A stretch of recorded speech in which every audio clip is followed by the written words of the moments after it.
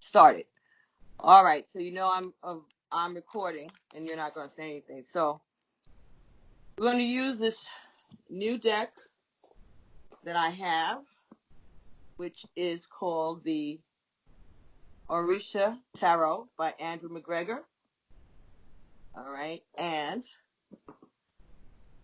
this is the guidebook that goes with it, the Patakis of the Orisha. Patakis are like the legends, the myths, the stories behind each Orisha. And I just got this earlier this week, and it's got lots of information. And so I wanted to take the channel on another, back to what I originally intended it to, which was to educate the collective about the Orisha. So that doesn't mean I'm not going to do love readings, because right now this is going to be a type of love reading for Sagittarius. And this person is a Sagittarius and a Capricorn cusper, and since we're in Capricorn season, it's appropriate to do it, I felt, at this time. But this could be for anyone. This information, this reading may pertain to you. So what we have is a situation where someone has a friend who's involved in a relationship, who, like we all do, we hear our friends complaining about their situation and the partners. And she wants to know, should she continue to warn her friend who has gone back to this person? They do have children. But the friend, the person who's the client, feels torn because she still feels some negativity, some feeling about this man that she doesn't think is based just on what her friend has said to her. It just is something that she can't even put her finger on. So she wanted to know whether she should back off from saying anything to her or whether she should warn her. But she doesn't know what she's really warning her about. So I said, let's try to see if the Orisha can give us some clarification as to what the situation is. And there's a spread that goes with these cards, and it's basically to let us know what is the situation, what are the blockages, what is the likely outcome if the person follows certain recommendations, right? So let's see what comes up. Like I said, this is new for me this week, but I wanted to share it with you. And let's see what we can get. And it's a 4-card spread. And so it shouldn't take as long as normally. But who knows? I don't know what's going to come up. One more card, please. Thank you, Orisha. One more card. One more card. So what should... Okay. All right. Well, all right. This fell out right over here, so I guess that's what's meant to come on face up. All right, let's see. All right, well, this isn't like the regular tarot, even though they do use some of the regular, minor arcana court cards, but they're based on the Orisha tradition, right? Ifa tradition. But at the bottom of this deck, we have the 5 of Cups. Now, in regular tarot, 5 of Cups stands for someone who's been left out, right? Someone who feels regret about a decision that they made or a situation the way it comes out. Someone who's crying over spilled milk, they say. Someone who is seeing what they lost and not seeing what they've gained or what is still to come, or what the possibilities, that if they lost something, if they turn around, they could see their future. There's more possibilities for love, right?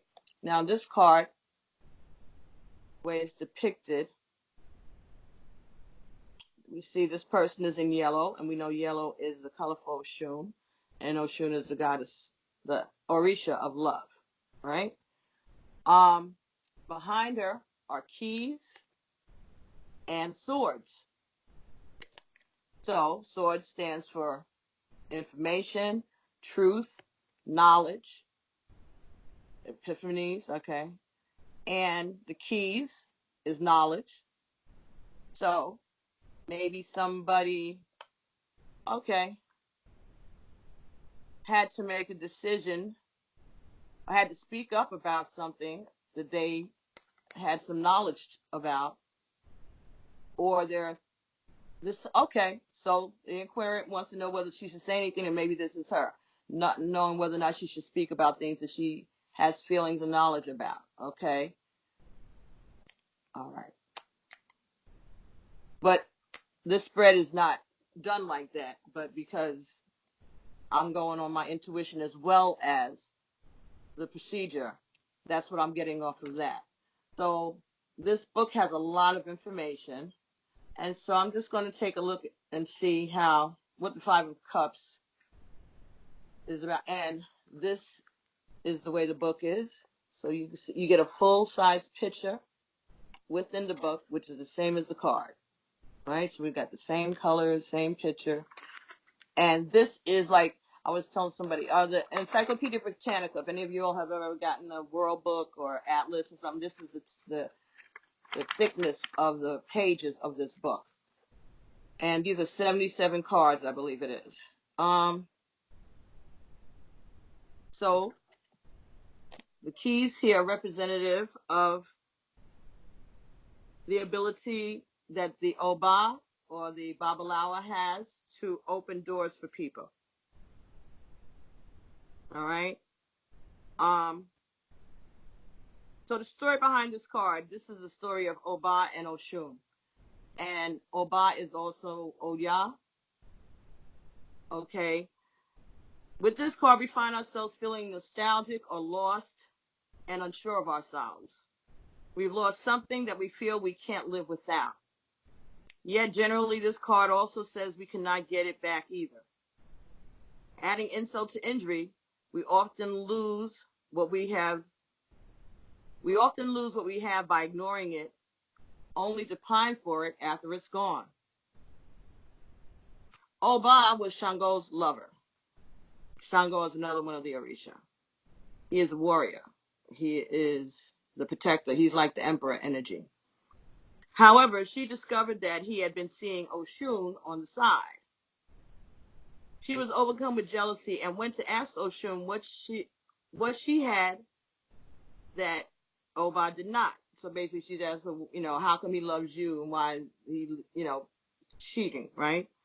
Oshun offered to teach her the magic she had used to sway Shango. And so she told Oba to cut off her ear, thinking more would be better, and put it in his food to bind him to her forever. So Oba ran home and prepared Shango's favorite food. She cut off a piece of her ear and added it to the okra stew that she had made for him. When he arrived home and saw what she had done, he was so disgusted, he left and never returned. So, now that talks about jealousy, sabotage, not having self-esteem. I mean, why would you go and ask the other woman what she got that you don't got? And you really think she's going to give you the correct information? But trusting the wrong people. That's what they said. Okay. The symbolism is the swords, and that's about her warrior nature. And the keys is her ability to open opportunities for people. And the yellow and red stand for Oshun and Shango. So red is for Shango and yellow is for Oshun. So that's in the okra stew, you see like the tomato sauce and the okras and stuff, right? So the red is the Shango and the yellow that she's wearing is for Oshun. And it says, the divination here is a fine line between working on things and being moved by desperation. The more we grasp after things that are failing, the more we will suffer. This is true for all situations in ourselves, not just love. Ask yourself if it is time to let go or walk away. It also talks about an embarrassing situation. And it talks about despair at never finding anything as good as what you've lost. And this is about relationship issues around commitment or fidelity. And the past is ruining the present and future. So this is talking about maybe things that happened in the past, holding it against someone and bringing that energy into your future. People can change, recognizing that, but not recognizing that and holding people responsible for their past behavior. Okay. The solution is focus on what you have, not what you've lost. If you've left someone or somewhere, do not go back. Also talks about not drinking. Don't chase anything that is running from you. Don't try to regain what is lost. Do not hurt yourself for others. Be mindful of other people manipulating your emotions, and keep your eyes on what it is that you have to do. So I guess it looks like minding your business in a way. But it's also talking about not rehashing the past and not returning to the past. But that's the bottom of the deck. And like I said, that's a practice that we use when we're doing regular tarot, but that's not what's called for in this particular deck. But just gives us an idea of some of the advice, right? So for the first position, because it's a 4-position spread, actually it's a 5-position, but the first position is a summation of all the cards. And first position is the blessings that go with this situation. Second position is any negativity. The third position is the energy or the power of the universe that is speaking in the situation. And the fourth position is your own free will. Okay? So you can hear me, right? All right, very good. Okay, so let's see what the first position is. We get, is that Shango? No, but that's the 8 of Swords. 8 of Swords. Now, regular tarot, 8 of Swords is feeling stuck, right? Being in a situation that you feel you can't get out of, even though you can get out of it. So let's see what it says here in the book. This book is great, I'm telling you. It's so interesting. All right, 8 of Swords. Mm-hmm. And again, this is the page. So you get a full depiction of the card. Exactly the same. Mm-hmm. This card is one about gossip, jealousy, rumors, and other people interfering in our lives. There's a time when Olodumare, the creator, called the Orisha together for a contest. He asks that each spirit bring something that would show him what was the best thing in the world. Many brought treasures, food, art, or sang about the wonders of the world. But when it was Shango's turn, he presented the creator with a cow's tongue on a plate. So this is Shango. Surprised, Olodumare asked Shango to explain himself. He says the tongue is the most wonderful thing because with it, we can tell those who we hold in our heart that we love them. We can express ourselves. We can express our pride for our children and our gratitude to our friends and parents. Moved by this, Olodumare announced Shango as the winner. The next day, Olodumare proposed the same contest in reverse. Whoever brought the worst things in creation could win that day's prize. Others brought weapons, alcohol, poison, and all kinds of rotting things. Again, Shango brought a tongue. When asked to explain, he answered, "It is with our tongue that we lie, slander, and cheat those around us. This is how we bring hate into the world and curse our enemies." Moved by his wisdom, the Creator declared Shango the winner again. So the tongue is the duality. It can curse and it can bless. It can praise and it can condemn. So, tongue is the most wonderful and the worst gift in the world. Symbolism: the cow's tongue for good or bad. Shango as symbol of the wisdom we all have access to. The axe pattern in the background of the card stands as the force of justice we must contend with. And the wavy lines are for the gentleness, and the sharp lines are for harshness. So the sharp lines represent harshness, wavy lines represent gentleness.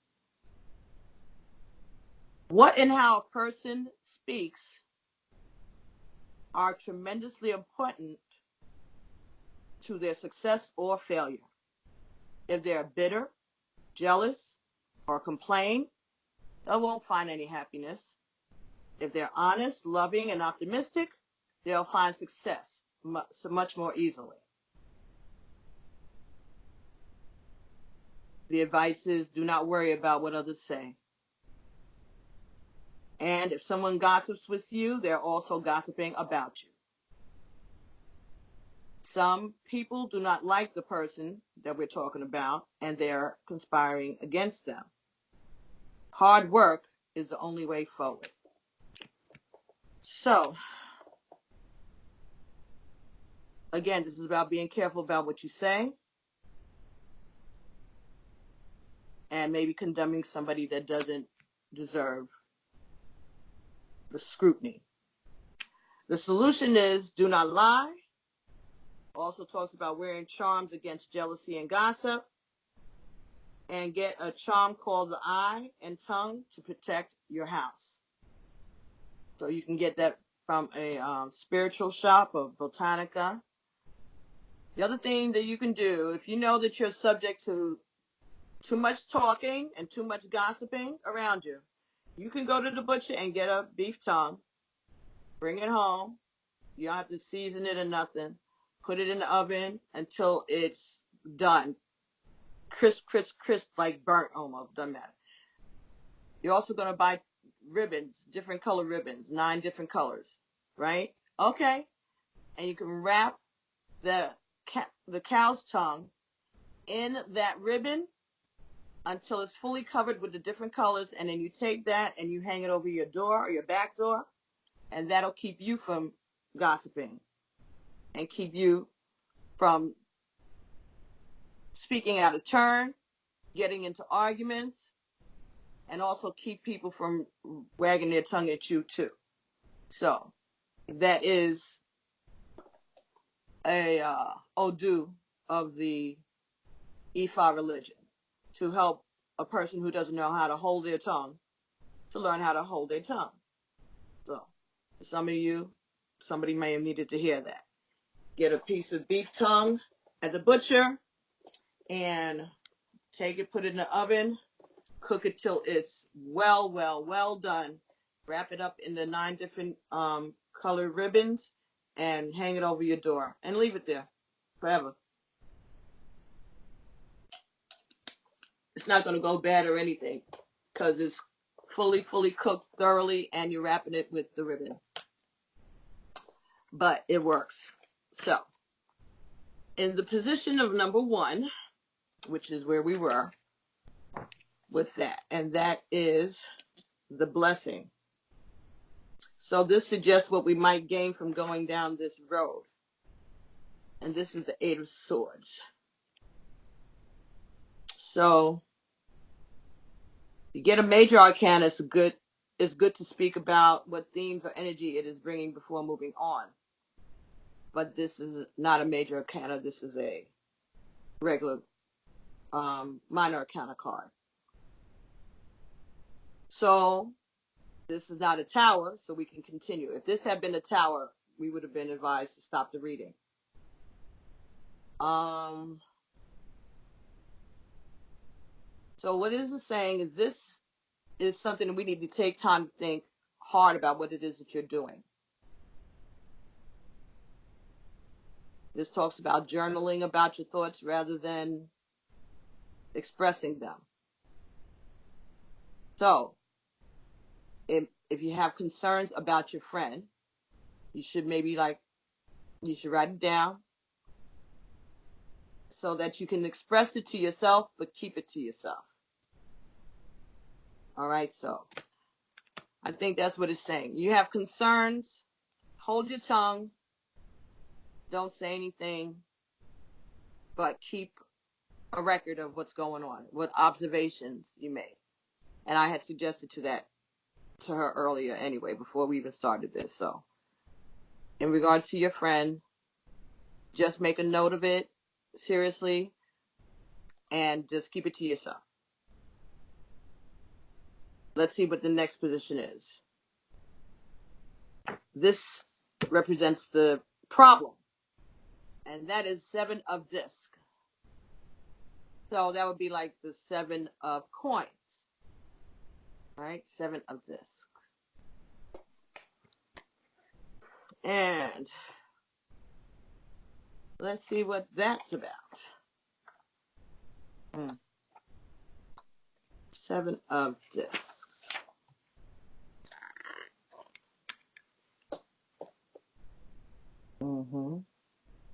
Now you see this tower. It looks like a radio tower, right? Where like you send communications. Yeah, I think that's again going about gossiping. Well, let's see. In this card, things fall.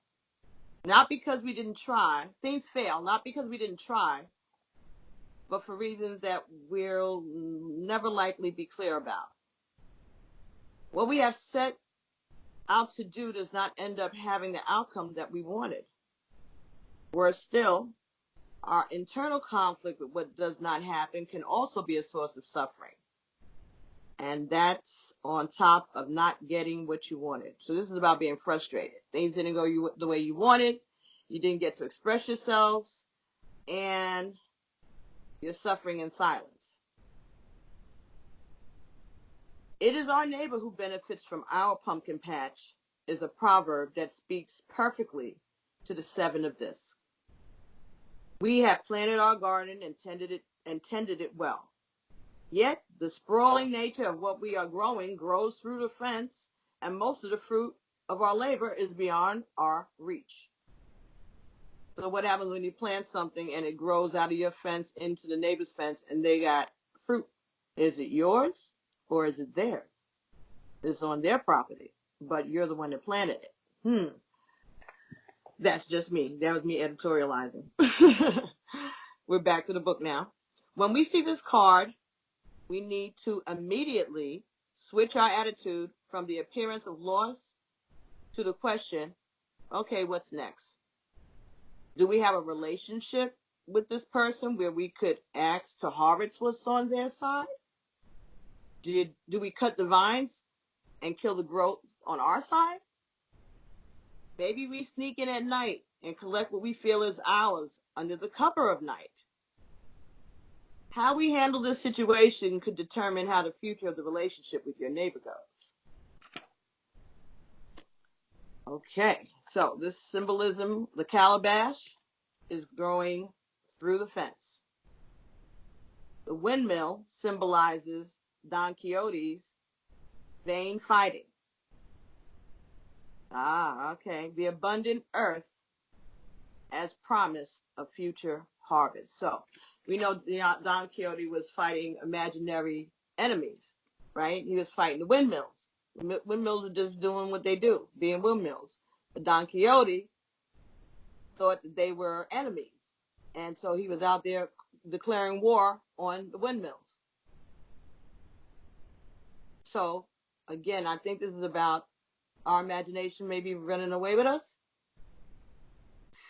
creating an enemy where there is none, and could be jealousy, wanting what somebody else has,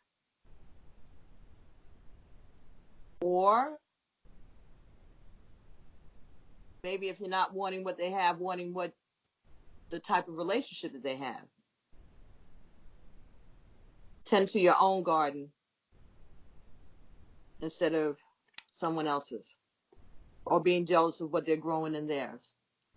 Just reading the cards, hon. No judgment at all. This is just advice. And it may resonate for you and the question that we're dealing with, but also someone else out here may have a similar situation going on with a family member or friend, and this would be advice to them also. Something has failed or been lost here. There's no getting it back. And how this person deals with it is crucial to their future happiness. Often we find people who still pine for old love or have been holding a grudge for decades. And when this card shows up, that's what it's talking about, holding a grudge. Give up looking for the answer to the questions why, and instead focus on what's next to ensure no more time is wasted. Talks about failure. It talks about an old loss is ruining the present and the future. Talks about fighting the wrong fight. It talks about having problems with neighbors and co-workers and friends. The solution is plant a new crop, start all over again, and talk to Yemaya about letting go of the past. So there could be some grudge that you may be holding that is bubbling over into the way you look at your friend's relationship. Maybe it's something that you know that nobody else knows. Maybe you had some dealings with that person in the past, or he reminds you of someone you dealt with in the past, and you're letting your experiences and your energy cloud your judgment on theirs. I'm not judging, I'm just interpreting the energy that I'm getting from this reading right now. And in the third position, this is the Ashe. This is the universe stepping in. This is the power of the universe. This is your own power. 6 of discs. 6 of discs. I'm going to use this just so everybody can see the picture again, because we were having picture issues yesterday. I want to make sure everybody sees the card. Okay?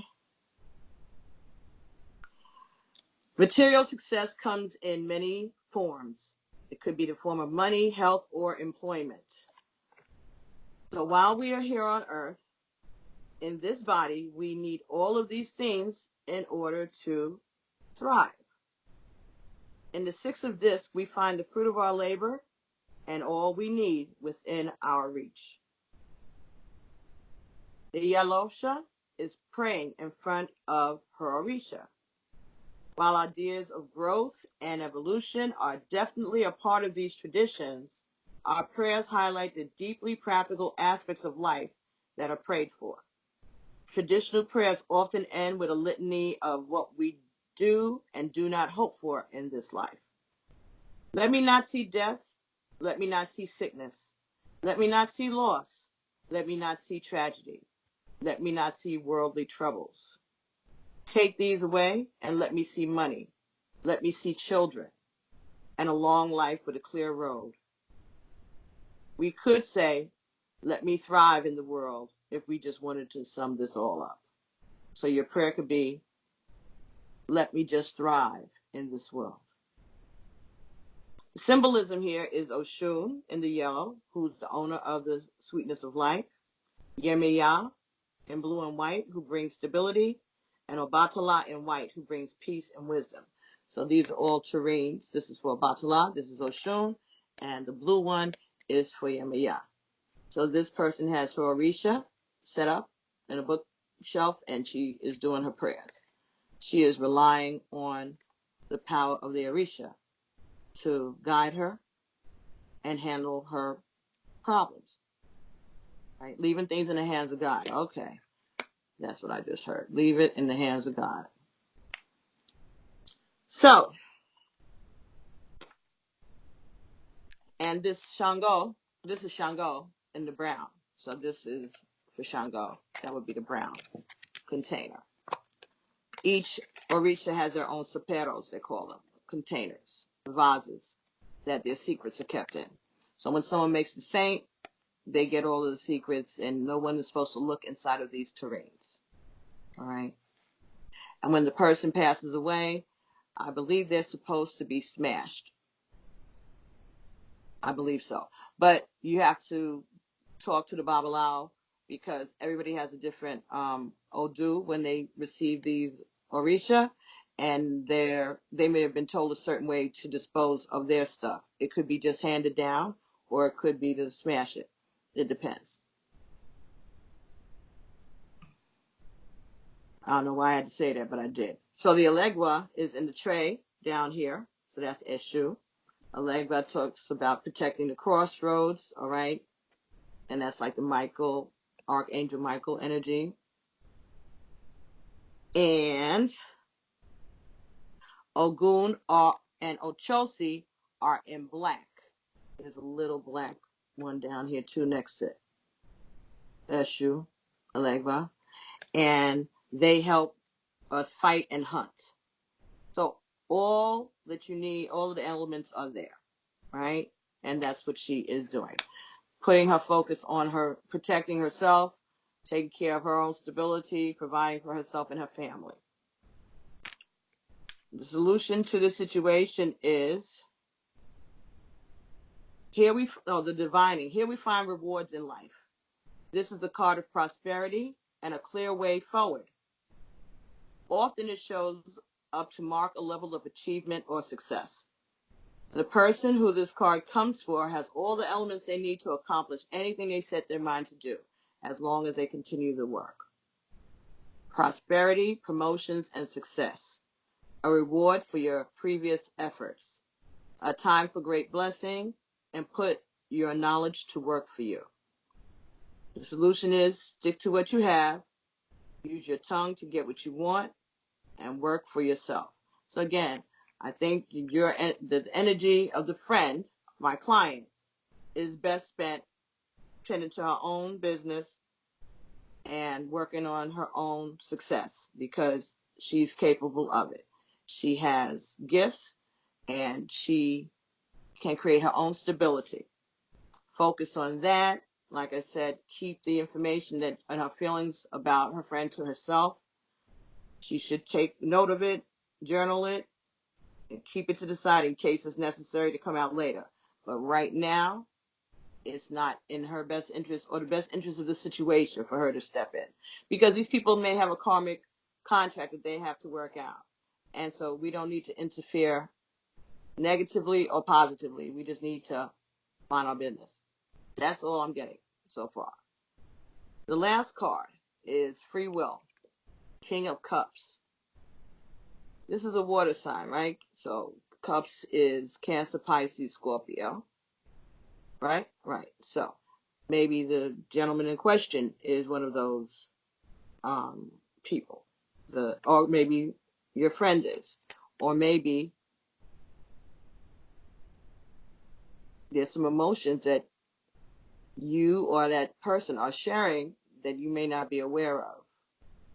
Or maybe you are. Just saying. Because he's facing Shango. King of Cups is facing Shango. Yeah. Let's see.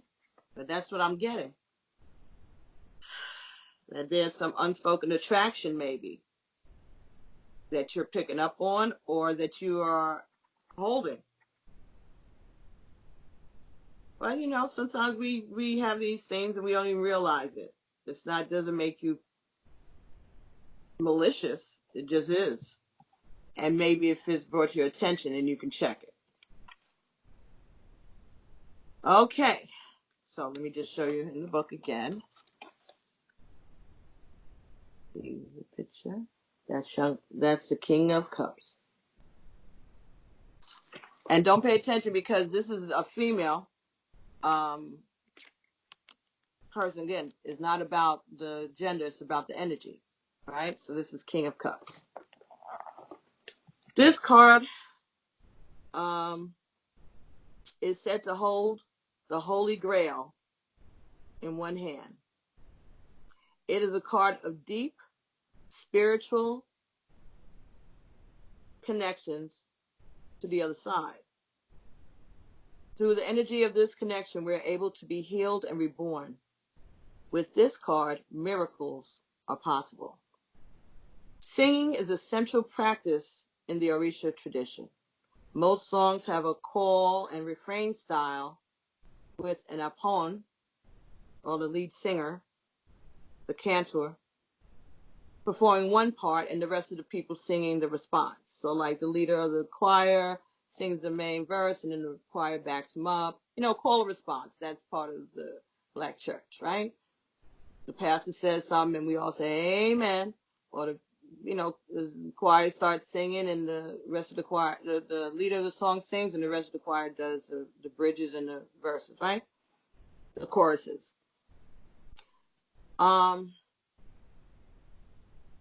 It is the job of the singer to use their power and knowledge to call the Orisha to be present at ceremonies. They know the art of enticing the spirits into possessing their devotees so they can bring messages and healing. Many of the miracles spoken of from the Orisha,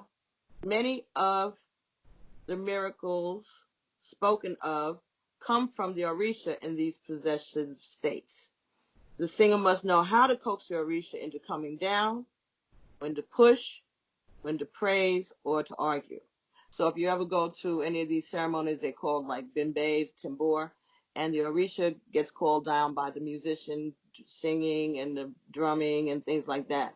But the person who's doing the singing has to be able to control that Orisha when they come down, and they do it through music, through singing, because like everything in the universe responds to music, right? That's why we're told to sing.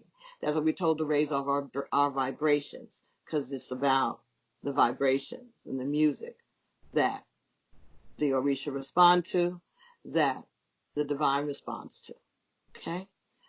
All these traditions are tied into one another, and that's the purpose of me doing this with this deck, because I want us to see that there's nothing to be afraid of in the Orisha tradition, that we already practice and know about a lot of these same energies. It's all universal. All right? It's just that our traditions were stolen from us because the power of it was evident. But now is our opportunity to tap back into that collectively, not just for African people, but for everybody.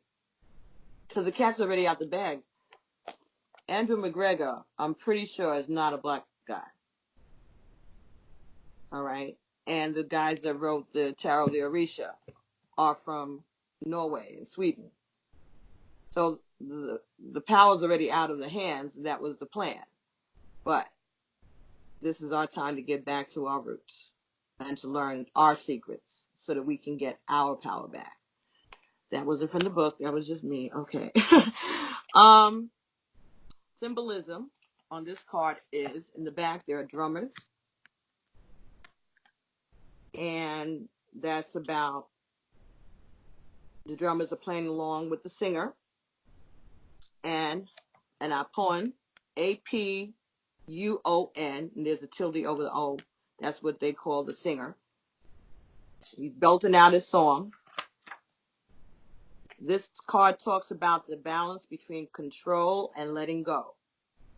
The singer must let it out and go with the flow, but still hold to the traditional structure. There is room for artistry, but only to a point. The energy in this card can be overwhelming, and it takes a lot of self-awareness not to get lost as the Orisha draw you closer to the ceremony. Reach for everything that you want. Expect a miracle and work with what you got. Beware of getting lost in distractions and intoxicated by circumstance. Don't forget to lead by example. And teamwork is the only way forward, even if you are the star. The solution is, if you don't ask, nothing will happen.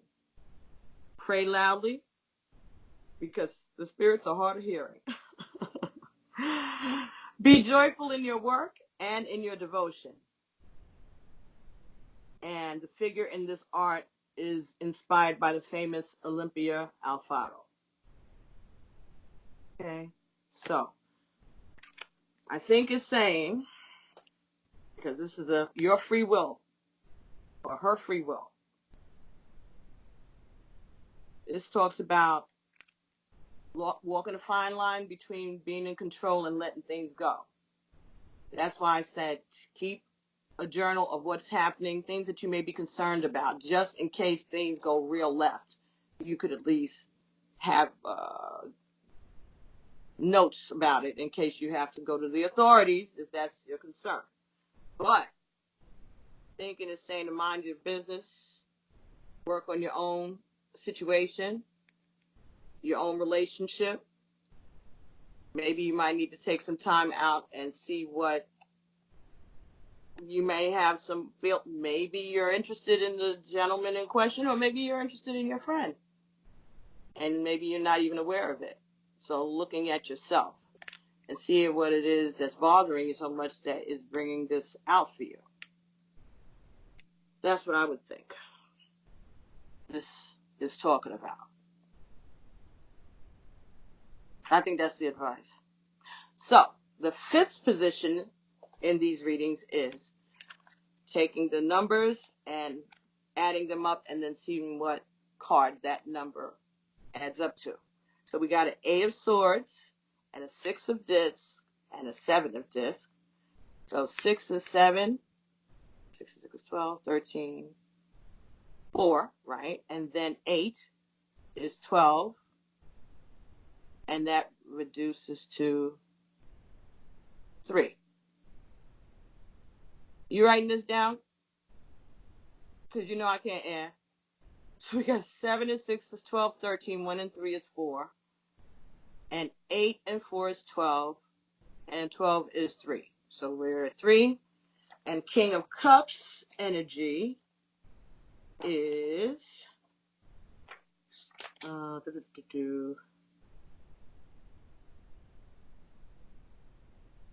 Kings of 14s. So 1 and 4 is 5. 5 and 3 is 8. 8 is infinity. And this is the 8 of swords, is what the card we started off with from the beginning was an 8. So we're going to look for number 8 in the major arcana. And number 8 is justice. Right? Justice.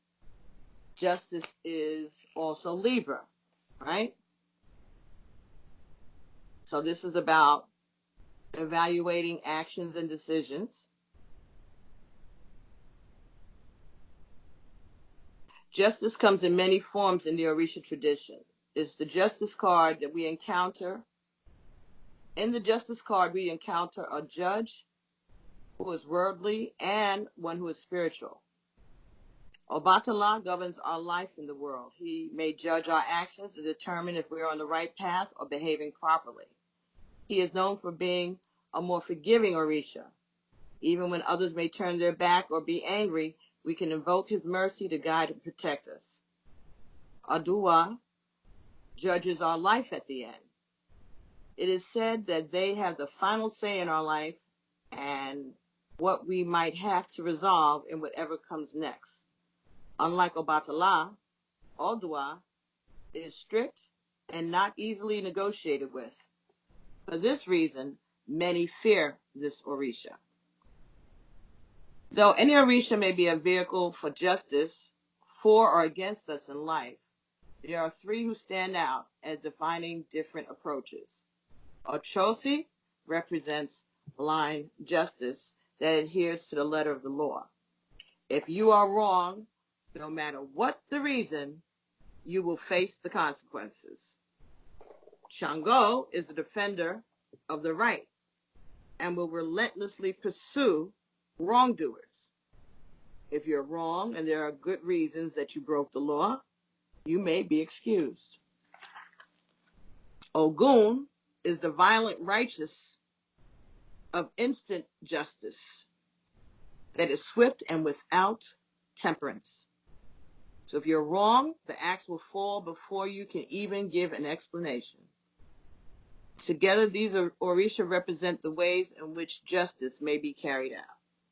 So those are the three energies the warriors work along with Alegba, Eshu, to protect us and to give us justice in situations.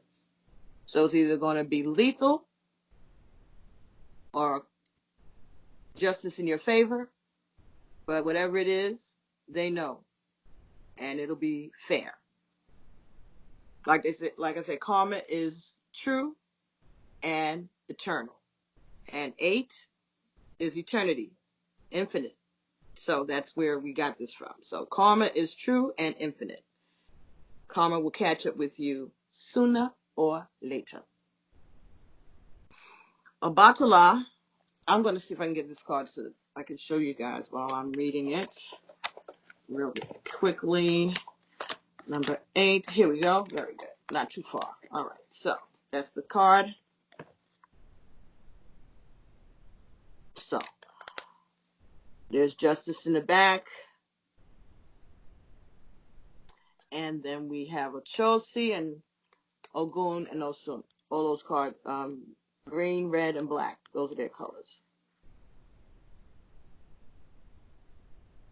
And this is actually blue down here on the card. I have it as blue. But those colors, black, red, and green, are the colors for the warriors and Allegra, Eshu. Okay, so Obatala in the front of the card stands for the Obatala. That's his presence, the creator, wisdom, judge. Odua in the background is showing Odua's justice, showing the distance between both. Odua in the background showing their distance both from life and from being swayed. So impartial judgments. All right. The bow is for Ochosi, the axe is for Shango, and the machete is for Ogun. The sun is the creator's witness to all that goes on in the world. So there's the sun up in, right? Everything done in the dark will come out in the light. Mm-hmm. So the sun is a witness to everything that goes on. When this card shows up, it is important to know that agreements you are living up to and which agreements you are not. It is important for the person getting this reading to be honest with themselves to avoid trouble down the road. If the person is involved in contracts or deals, it's crucial to have a lawyer involved to protect yourself from others' malice. I think there's also saying be careful because you don't want to get sued for slander or being accused of getting involved in people's business.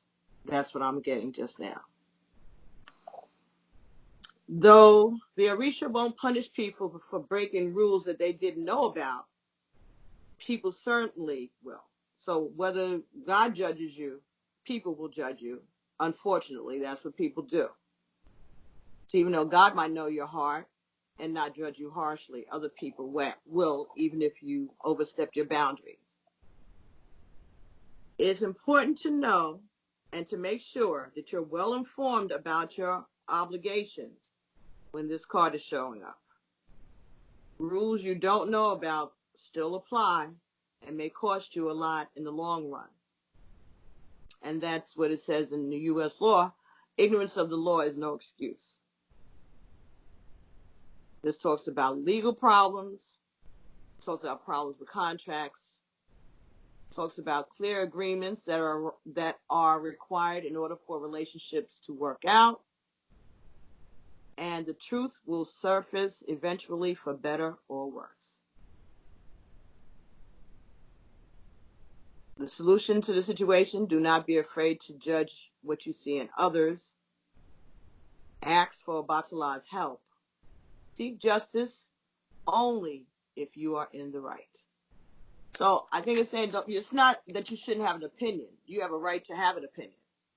But I think right now it's best to keep your opinion to yourself and take a look inside yourself and see what your motives are for the feelings that you're having, and see what it is within yourself that you may need to address, and just, be there, support for her. But you might need to step away from the situation because there might be something else going on that you may not have been aware of. Maybe you're picking up on vibes from that person or from her friend or her husband, her, love interest, whatever it is. And maybe you have some underlying feelings for them, your friend or him, that you haven't admitted to, that you haven't recognized, or maybe you have, but you're still feeling some kind of way. So, if it doesn't resonate with you, it may resonate with somebody else that comes across this reading. So, no shade on you either.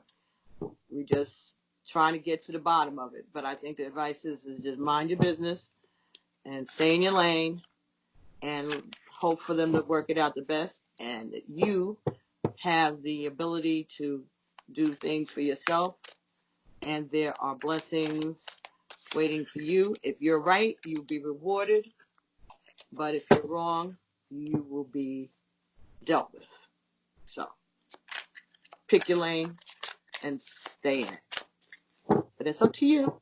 So Sagittarius, thank you so much for allowing me to bring this message to you, and I hope that you enjoyed this. Please leave comments in the bottom. Let me know how you like this deck. Again, this is the Tarot de Orisha by Andrew McGregor, also known as Obatilemi. And this is by Llewelyn Publishers. I did get this on Amazon. I don't work for them, I'm just saying.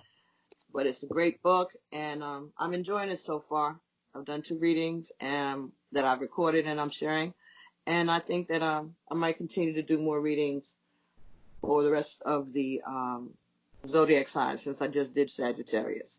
Might as well see what else happens. All right? So thank you so much. Don't forget to like, subscribe, and share these messages.